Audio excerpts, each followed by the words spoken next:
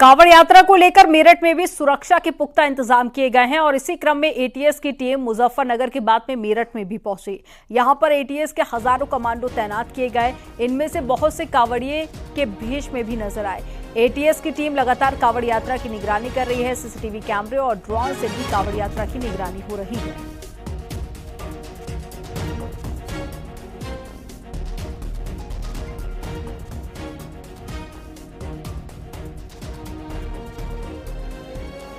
हमने CCTV camera भी लगाए हैं, 200 के करीब सीसीटीवी कैमरा लगाए हैं पूरे जनपद में। साथ ही हम ड्रोन से भी इसकी निगरानी कर रहे हैं। जो महत्वपूर्ण चौराहे हैं या मार्ग हैं उन पर ड्रोन के जरिए हम व्यवस्था को सुचारू रूप से संचालित कर रहे हैं। सर, आरएएफ और एटीएस आ गई है जिले में? जी, आरएएफ आई है जनपद में और बाकी हमको और सुविधाएं भी उपलब्ध करवाई गई हैं और एटीएस भी आई है और हम इसको पूरी जो हर पहलू पे नज़र बनाए हैं। कहीं कोई समस्या आते ही तत्काल वहां पर पुलिस भी पहुंच रही है। और पश्चिमी उत्तर प्रदेश में कांवड़ यात्रा अपने चरम पर पहुंच रही है। आगामी 2 अगस्त को सावन की शिवरात्रि का महापर्व है। कांवड़ियों का रेला दिनों दिन बढ़ता जा रहा है। NH 58 पर श्रद्धा का सैलाब नजर आ रहा है।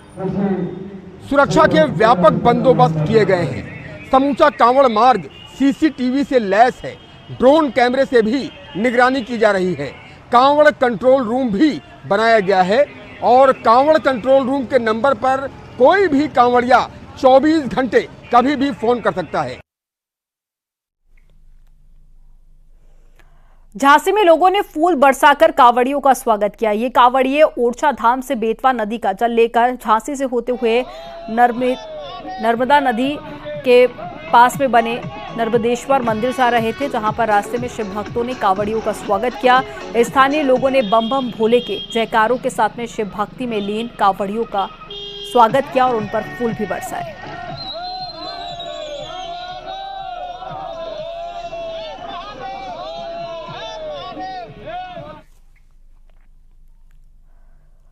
बदायूं में शहीद मोहित राठौर को अंतिम विदाई देने के लिए भारी भीड़ उमड़ी। इस्लाम नगर पहुंची अंतिम यात्रा का जगह जगह पर पुष्प वर्षा कर स्वागत किया गया, नमन किया गया। इससे पहले सेना की ओर से शहीद मोहित को गांव में गार्ड ऑफ ऑनर भी दिया गया, जिसके बाद में पिता ने मुखाग्नि दी।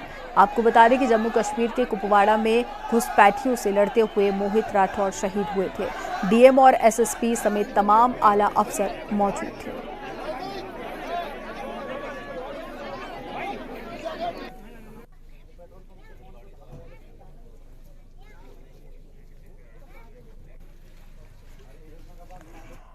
खबर चित्रकूट से है, जहां पर पत्थर खदान में पहाड़ धंसने से जेसीबी ऑपरेटर की मलबे में दबकर मौत हो गई। हादसे के बाद में तमाम अधिकारी मौके पर पहुंचे और हादसा भरतकूप थाना क्षेत्र का है, जहां पर कई लोगों के दबे होने की आशंका है। रेस्क्यू ऑपरेशन भी किया जा रहा है। सूचना के बाद में डीएम एसपी भारी फोर्स के साथ में मौके पर पहुंचे। यह हादसा उस वक्त हुआ जब जेसीबी ऑपरेटर जेसीबी के जरिए पत्थर तोड़कर डंपर और ट्रक में लोड कर रहा था। तभी अचानक पहाड़ के धंसने से जेसीबी ऑपरेटर मलबे के नीचे दब गया। मशीन लोड कर रही थी, वही लगभग 5 बजे के आसपास बोल्डर गाड़ी यहाँ पे लगी थी, मशीन इसके और उधर लगी थी थोड़ी।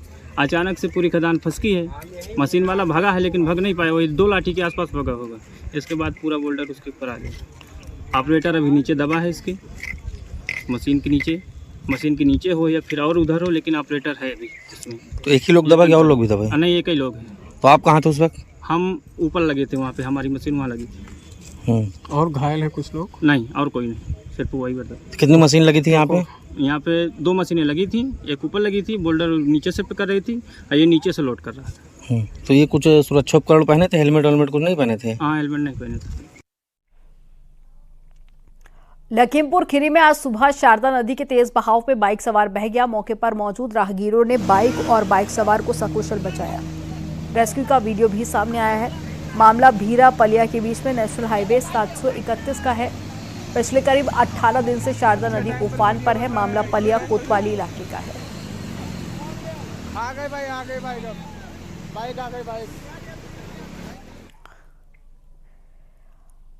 कानपुर में मिली नोटों की कतरन के मामले में फॉरेंसिक टीम जांच कर रही है। नोटों की कतरन के नमूनों को जांच के लिए लैब भेजने की तैयारी है। फॉरेंसिक टीम के सदस्यों द्वारा जांच की जा रही है, सबूत जुटाए जा रहे हैं। नोटों की कतरन फेंकने वालों का पता लगाया जा रहा है और 20 से ज्यादा सीसीटीवी फुटेज भी खंगाले जा रहे हैं। बिल्हौर सर्कल के पुलिस के साथ में क्राइम ब्रांच की टीम भी जांच कर रही है और कानपुर में अलीगढ़ हाईवे पर सर्विस रोड के पास में नोटों की बारीक कटी हुई कतरन मिली थी। इसमें से 10 रुपए, 20 रुपए, 50, 100, 200 और 500 रुपए के नोट भी थे जिनकी कतरन पाई गई। और इन नोटों को इतनी बारीकी से काटा गया था कि नंबर का पता लगाना भी मुश्किल हो गया था। फिलहाल टीम जांच कर रही है।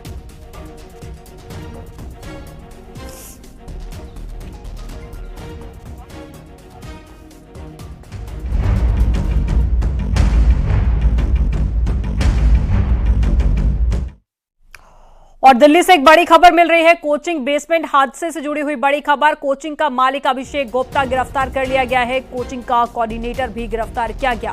बेसमेंट में पानी घुसने से 3 छात्रों की मौत हो गई थी। दिल्ली में शनिवार को हुई भारी बारिश के बाद में ओल्ड राजेंद्र नगर में कोचिंग सेंटर के बेसमेंट में पानी भरने से 3 छात्रों की मौत हो गई, जबकि 13 से 14 लोगों का रेस्क्यू किया गया।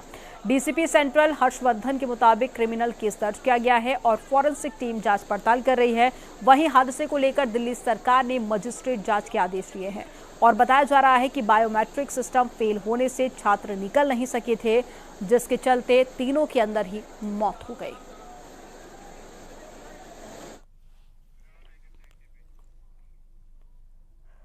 और कोचिंग सेंटर हादसे से जुड़ा पर्दाफाश भी हुआ है। बेसमेंट में स्टोरेज की जगह लाइब्रेरी बनाई गई थी। एक बड़ी खबर आपको बता रहे हैं। नियमों का उल्लंघन कर लाइब्रेरी बनाई गई थी। कोचिंग संस्थान को 9 जुलाई को एनओसी मिली थी।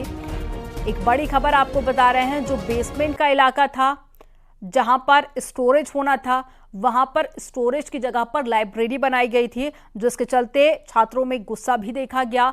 काफी देर तक कोचिंग के बाहर स्टूडेंट्स प्रदर्शन भी करते रहे और अब ये जानकारी मिल रही है कि नियमों का उल्लंघन करके लाइब्रेरी बनाई गई थी और कोचिंग संस्थान को 9 जुलाई को एनओसी मिली थी।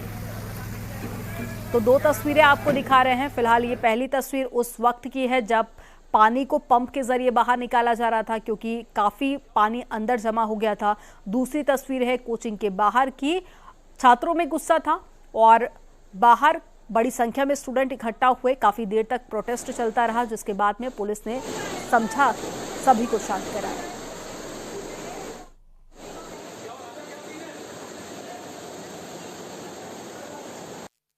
पीपल आर सेइंग कि डिफरेंट टाइप की अथॉरिटीज यहाँ पे नहीं आई। They all came, they all were part of rescue operations. All means all, whoever, आप लोग जिसकी भी बात कर रहे हैं वो सब यहाँ पे आए थे।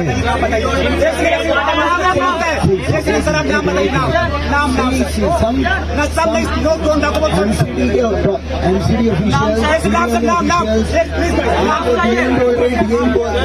आपको नाम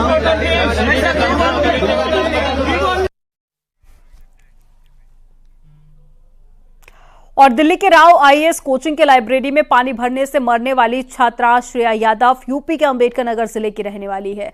साथ ही श्रेया यादव समाजवादी पार्टी के प्रवक्ता धर्मेंद्र यादव की भतीजी भी है।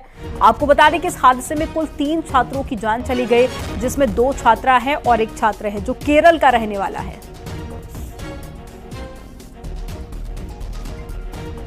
ये तस्वीर जो आप देख रहे हैं ये वही छात्रा है। 25 साल उम्र बताई जा रही है। और अब ये 5 तस्वीरें आप देखिए।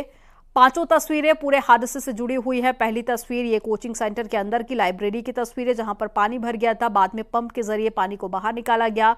दूसरी तस्वीर जब तीनों के शवों को पोस्टमार्टम के लिए भेजा गया। बेसमेंट में छात्र काफी देर तक फंसे रहे। 14 छात्र थे जो फंसे थे, जिनमें से 3 की मौत हो गई। चौथी तस्वीर आप देखिए। अब हादसे का जिम्मेदार कौन होगा, इसको लेकर सवाल कई सारे हैं। फिलहाल 2 गिरफ्तारियां पुलिस की तरफ से की गई हैं। और 5वीं तस्वीर आप देखिए।